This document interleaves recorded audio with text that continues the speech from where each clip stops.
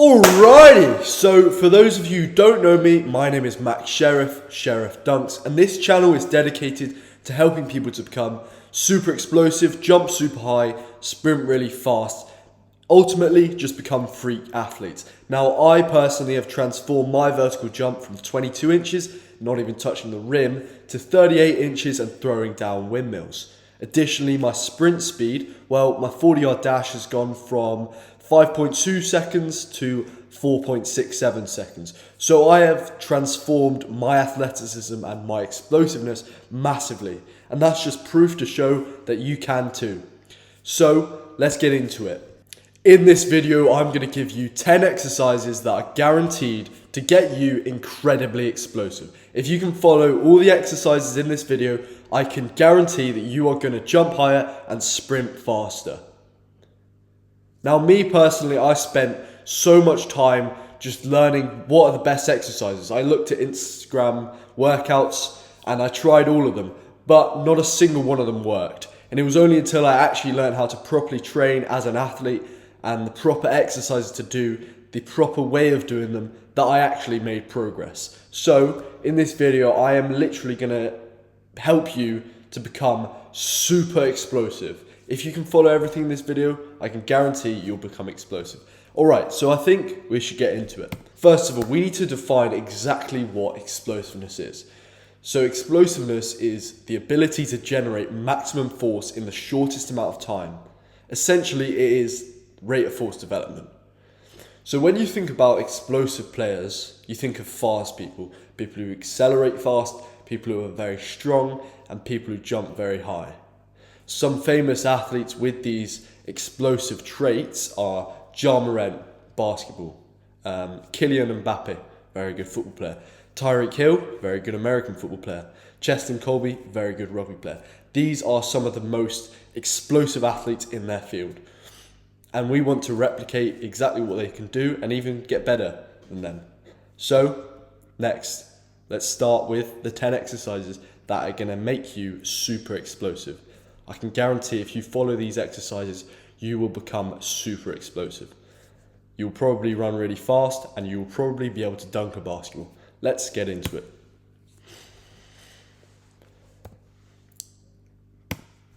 Sprinting. Right. The law of specificity.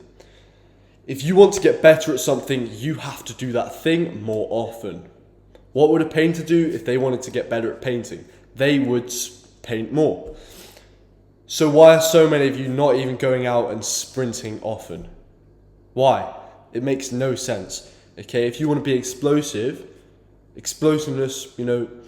if you're explosive, you can sprint fast. And to sprint fast, you've got to sprint.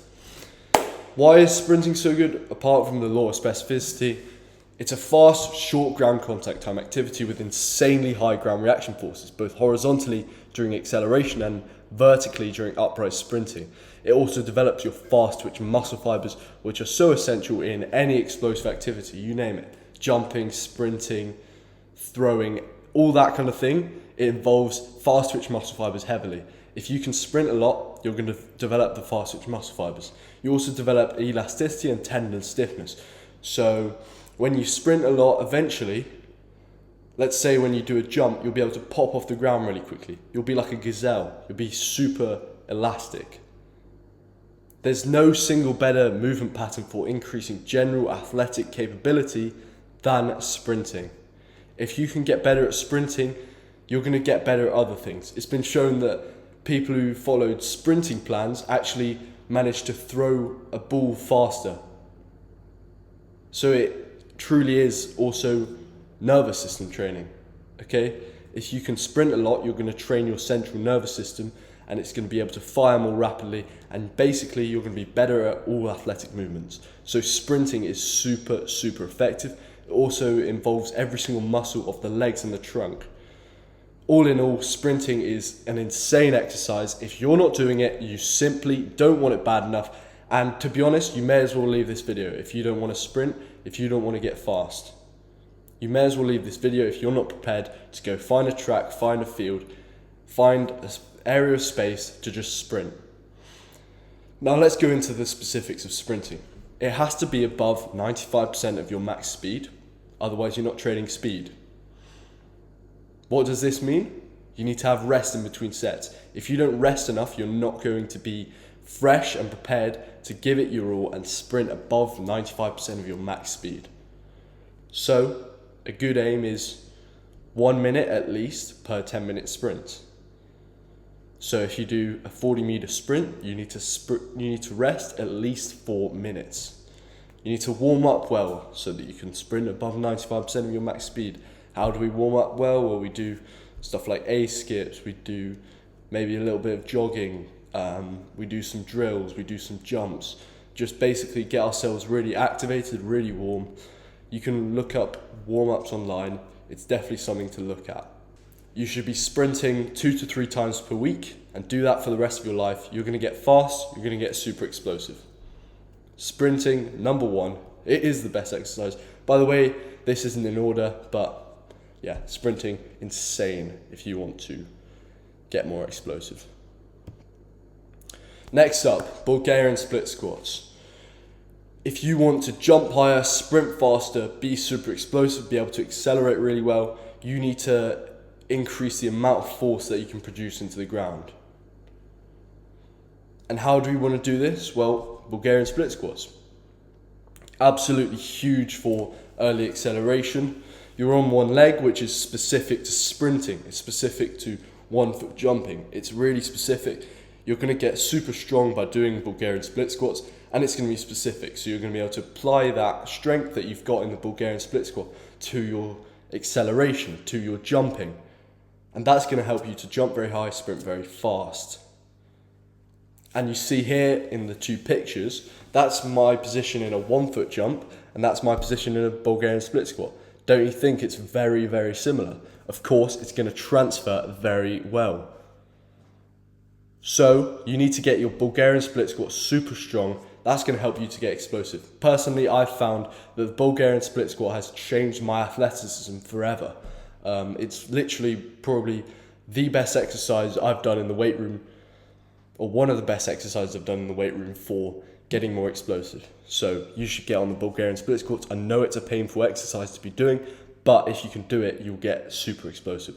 So a goal is to aim to get to 1.5 times your body weight. It's a really hard one to reach, but if you can reach that, you'll be super fast, be able to accelerate really fast, and yeah. The reason as well that Bulgarian split squats are really good is because they train maximum glute force production in angles specific to sprinting, which you see in early stance and when the glute is fully lengthened. So again, Bulgarian split squats really good. As you can see, I'm really passionate about all these exercises because I've done them all. And these ones that I've picked out are the best exercises that I've done. And yeah, I've done my homework on all these. They are super good and they are going to make you explosive. So go get strong on the Bulgarian split squat. Next up, I'm just going to talk to you a little bit about programs. So we've got the one-to-one coaching. This is basically for anyone who doesn't want to do any guesswork, just wants pure gains, wants me to make your training for you so that you can become super explosive. I think it'd be super worthwhile for you if you want to truly elevate your game, because you will. But what if it actually worked? What if you actually became super explosive? Because you will if you hop on this coaching. So have a look at that if you want. You've also got the 12-week vertical jump training program. So that is literally an excellent 12-week vertical jump training program that will make you jump higher. Okay, if you do this program, if you're touching the rim, you'll probably get your first dunk. So have a look at that if you want. By the way, on that training program, my vert actually went up by 6 inches in just 12 weeks. So that's really potent. And at the very least, have a look at the free 4-week speed training program. Now, this is absolutely free. It's for those of you who want to get faster but aren't prepared to spend money. That is going to help you to sprint faster, ultimately. And yeah, have a look at that if you want. Obviously, the paid stuff is always going to be better, but the free program is also very good. Now, I think we're going to get straight back into it. Next, number 3, max effort, max approach jumps. So explosiveness, a big part of explosiveness is jumping, right? Being able to jump high. So law of specificity, you want to get better at something, you have to do it more often. And the beauty of plyometrics like max effort jumping is that they self-intensify, meaning that as you get better and better, the jumps themselves become more and more intense and serve to continue overloading your body and spurring on adaptations. The adaptations make you jump higher. Additionally, when you jump a lot, you're going to increase your rate of force development. Okay, if you're running in and trying to jump as high as you can, produce a lot of force into the ground very quickly, that is what a jump is. That is ultimately rate of force development. And the more you can jump with max intent, the more you're going to get better, the more you're going to increase your explosiveness. It's also going to improve other athletic attributes. By jumping a lot, you're going to help your sprinting, okay? When I started properly jump training, my sprint speed got quicker. So, get jumping, jump 1 to 2 times per week, go out and dunk, or low rim, whatever it may be. Ultimately, I think you should aim to get to 30 to 50 jumps in every single week. That's going to help you to jump higher and sprint faster. It's just going to help you to become an athletic freak. And by the way, I have other videos about jumping specifically, but this video is broadly explosiveness. So yeah, have a look at those ones. But if you want to jump high, you need to jump frequently. You need to jump every week with max intent. Okay, intent is so important because if you're not pushing intent, you're not going to make yourself better. You have to force your body to adapt. If you're not pushing intent, you're not forcing your body to adapt. So max effort, max approach jumps, absolutely key if you want to jump higher. Hydration is key. Calf raises.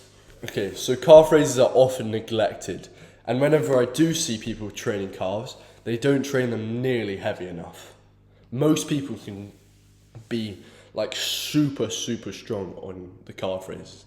In a standing calf raise, you could probably get like 2 times your body weight with no training your calves. Your calves are really strong. Now, yeah, often neglected exercise.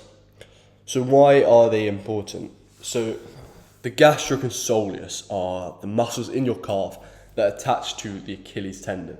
The Achilles tendon is the ever important spring in your leg that helps you to jump high and sprint fast.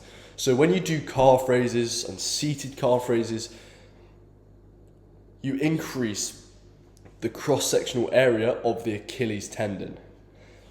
And when you do this, you create a stiffer and more useful tendon. And what does that mean? You'll be able to sprint faster and jump higher. So by training your calves, not only are your calves going to get bigger and you're going to have a bigger calf muscle to produce force, you're also going to have a much more useful Achilles tendon, okay? And the Achilles tendon is so important. So you need to get super strong on the calf raises and you need to not neglect them. Okay? Can you promise me that? You'll do the calf raises? Next, squats and half squats. Now, squats you can periodize throughout the year, so you can go squats for like a month and then half squats for a month. But I've just added them both in because I want to get all 10 but not have to do 2 separate exercises. Basically, squats are going to increase your force production, and you need to increase your force production in order to jump high and sprint fast. Now, jumping and sprinting is physics. To get more impulse, you need more force, because once your technique has been mastered, you cannot increase time. So you need to increase force. And how do we increase force? We get stronger. So your squat needs to increase. Now, elite jumpers and elite sprinters, they don't care about arbitrary strength standards. However, if you can aim to get to 2 times your body weight on the deep squat one day, you will be in a very good position to be healthy and sprint fast and jump high. So just go out and get really freaking strong. Half squats are also incredibly potent. Half squats, obviously, I think we had this conversation earlier, but half squats are very good because they're more specific to the angles you see in a jump or in acceleration. And actually, I'll tell you a little story. I didn't do any 2-foot jumping, right? I was only doing 1 foot jumping. I'm a 1 foot jumper, and I did a 2-month cycle where I did half squats. My vert of 2 foot absolutely skyrocketed, and I did no 2 foot jumping. It was absolutely ridiculous. I went from like probably touching the rim off 2 foot. I genuinely have no bounce off 2.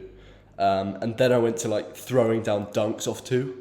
So half squats, incredibly potent. If you want to jump high off 2 foot, do half squats. And it helps your sprint speed as well, especially that acceleration. So get really strong at that. That's going to help you to produce more force. 6, power cleans.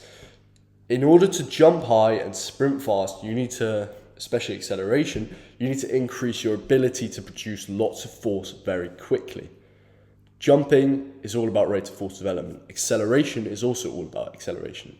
The difference between jumping and sprinting, though, is that jumping is vertical rate of force development and sprinting is horizontal rate of force development.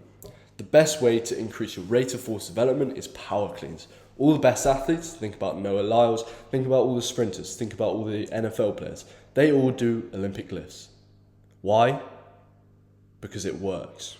I have seen a direct correlation between how high my power clean is and how high I'm jumping. At the moment, my power clean is as high as it's ever been, and I'm also jumping as high as I've ever jumped. So that should provide you some perspective. If you can get strong on the power clean, you're going to jump higher, you're going to have a better rate of force development, you're going to sprint faster, you're going to be more explosive. Learning to power clean is actually fairly simple. You basically just need to rep out an empty barbell, you need to have some cues, you need to look at some videos on YouTube, and from all of that you can literally learn all that it takes to power clean really effectively. I would suggest just repping out the technique hundreds of times on an empty barbell, and that should really help you to get good when you start applying weight, and obviously progressively overload with the power clean, and from that you can get really good at them. You can also do squat jumps to increase your rate of force development. Next up, broad jumps. Broad jumps are really good for your explosiveness. There's a high correlation to your sprint speed. It's going to improve your acceleration, your early acceleration, your ability to explode.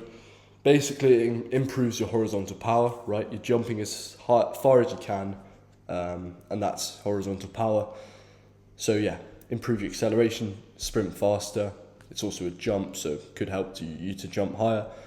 But yeah, broad jumps, insane for explosiveness. If you can get up to 3 meters or 10 feet on the broad jump, you're likely going to be really fast. I think there's even calculators that you put in your sprint speed and it will determine what it thinks your broad jump is, or vice versa. So, that clearly shows there is a correlation.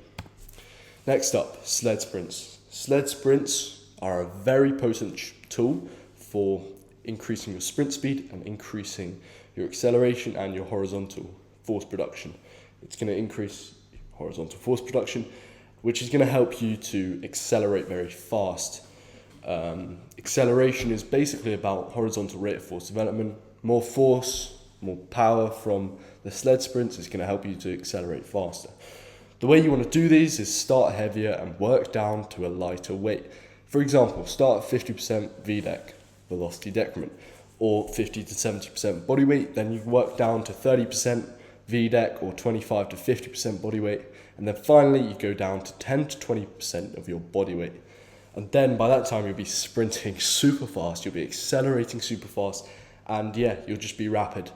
So sled sprints are a really potent tool. If you can get on sleds, you're likely going to be really fast, and it's actually one of the things that helped me to improve my acceleration massively. And as we know, the 40-yard dash is so dependent on acceleration. So if you can get better at sleds, you're going to become much better at your sport. You're going to be able to accelerate fast, and you'll likely eventually be the fastest player on your team.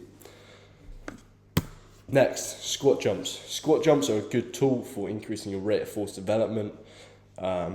You can superset them with squats for post-activation potentiation. Now, PAP is basically a phenomenon where after you do a squat or any sort of weight movement,